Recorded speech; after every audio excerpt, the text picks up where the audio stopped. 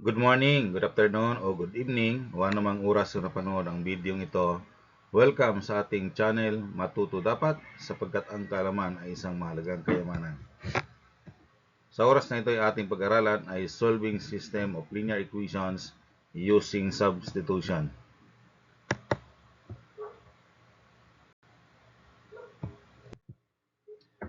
What is substitution method? This method is a way of solving a system of linear equations. It involves solving one equation for one variable. Substitute the result into the other equation and simplifies the system to a single variable equation. So, mas maintindihan natin kapag mayroon na po tayong example mamaya. No? So, commonly, ginagamit natin ang substitution method if we have two variables. So, yung isa, we solve, for example, we solve in terms of x or in terms of y. Then, yung ganong equation, isubstitute natin doon sa other equation. Steps for solving using substitution. These steps ay hindi naman talaga yung tinatawag nating tumpak na ganun talaga ang sundin. Depende po sa maging given situations or the given equations. But this is the common. Number one, solve one equation for one variable in terms of the other. Number two, substitute this expression into other equation. Number three, solve the resulting equation for the remaining variable. Number four, substitute back to find the other variable. And number five, write the solution as an ordered pair x, y. Example problem 1. Solve the system y equals 2x plus 3 and 3x plus 2y equals 13. So, step 1, y is already in terms of x. So, ito yung sinasabi natin kanina na yung isang equation is nakatransform ng ganito. No, isa na lang variable dito. Okay, tapos i-substitute natin po yan dito sa equation na isa. Okay, so then substitute y equals 2x plus 3 into 3x plus 2y equals 13. So, yung y equals 2x plus 3 is equation 1, and 3x plus 2y equals 13 ay equation 2. Yan. So, we have to substitute this equation 1 into equation 2 and solve for x. Okay? So, since y, supalitan natin ng itong y na to, yun ang i-convert natin. So, ito ay i-substitute natin sa y. No? So, that is 3x plus 2 times 2x plus 3 equals 13.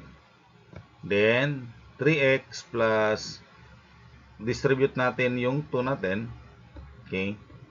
Kaya, nagiging, okay,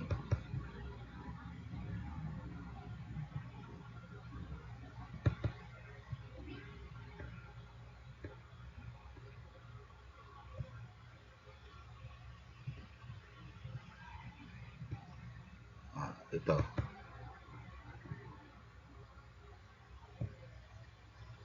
Okay, so, yung 2x multiply by 2, so 4x. 2 times 3 ay 6.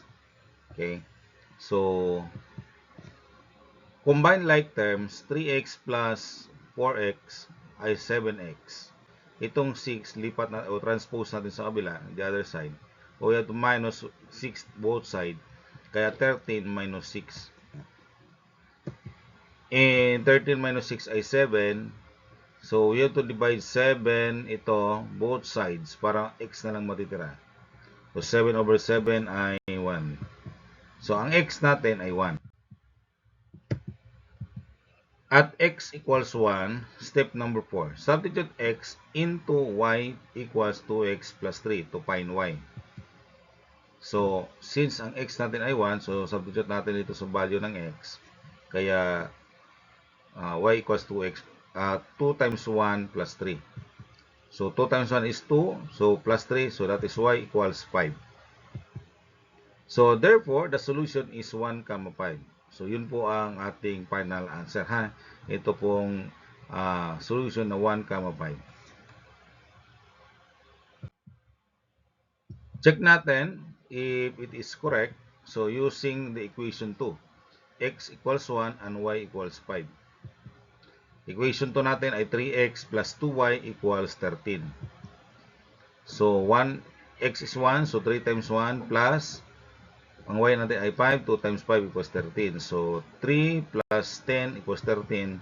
So 13 equals 13, therefore the equation is checked.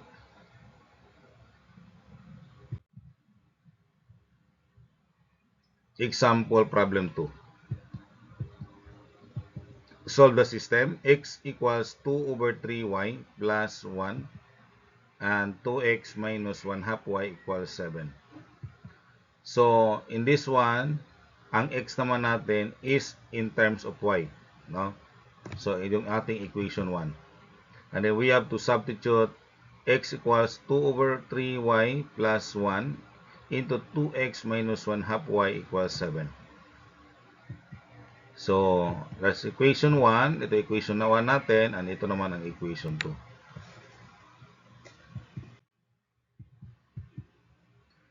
Step 2, substitute x equals 2 over 3y plus 1 into 2x minus 1 half y equals 7. So, ang x dito, ito po ipapalit natin. Okay? So, 2 times 2 third y plus 1 minus 1 half y equals 7. Okay, we have to solve y. So, pareha na po silang naka-y na. So, 4 over 3y is 2 times 2 plus 2. So, 2 times 1. So, 2 minus 1 half y equals 7. And then, so, itong positive 2, lipat natin dito sa kabila. So, or transpose natin. So, that is 7 minus 2. And then, 4 third y minus 1 half y. So, ang gagamitin natin, since ito ay fraction, gagamit tayo ng less common denominator. And the less common denominator between 3 and 2 ay 6. So, ang gagawin natin, kukuha tayo na tinatawag nating less common multiple. So, parang 3, 6, 9, gano'n. Tapos, ito naman 2, 4, 6, 8. And the common ay 6. Okay? So, lagay natin dito si ating denominator 6. And then, ikukunin natin yung equivalent. So, 6 divide 3 ay 2. 2 times 4, 8. Kaya 8 yung nasa numerator. Ito naman, 6 divide 3 ay 3 times 1, 3. Yan. So, 7 minus 2 is 5. Tapos, since common na ang denominator, ma-solve na natin ang ating fraction. So, 8 minus 3 ay, that is 5y over 6.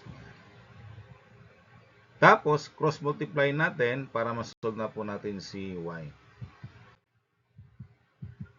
So, nakita natin sa atin pong step 3, nagkaroon tayo ng additional pattern o process natin to cross-multiply. In this case, magkaroon po ng cross-multiplication. Okay? So, 6 times 5, kaya 30. Tapos, 5 times, yung 5 natin dito, meron siyang over 1, no? So, 5 times 1, kaya 5 yung numerator. Kaya y equals 30 over 5. And 30 divided 5 ay 6. Ayan. Next, step 4, solve the value of x when y equals 6. So, substitute lang natin doon sa ating equation 1. Ang y natin ay 6. So, x equals 2 thirds times 6 plus 1. So, 6 times 2 ay 12 over 3. Kaya, 12 divided 3 plus 1. So, that is 4 plus 1. So, equals 5. So, x equals 5. Therefore, the solution is 5, 6. Check natin using the equation 2. X equals 5 and y equals 6. So, 2x minus 1 half y equals 7. So, 2 times 5 equals minus 1 half times 6. equals 7. So that is 10. 1 half times 6 ay negative 3 equals 7. So you have 7 equals 7. So ibig sabihin, the solution is correct. Example problem 3. Okay, so you have 3x minus 2y equals negative 7 and 2x plus 5y equals 8. In this case,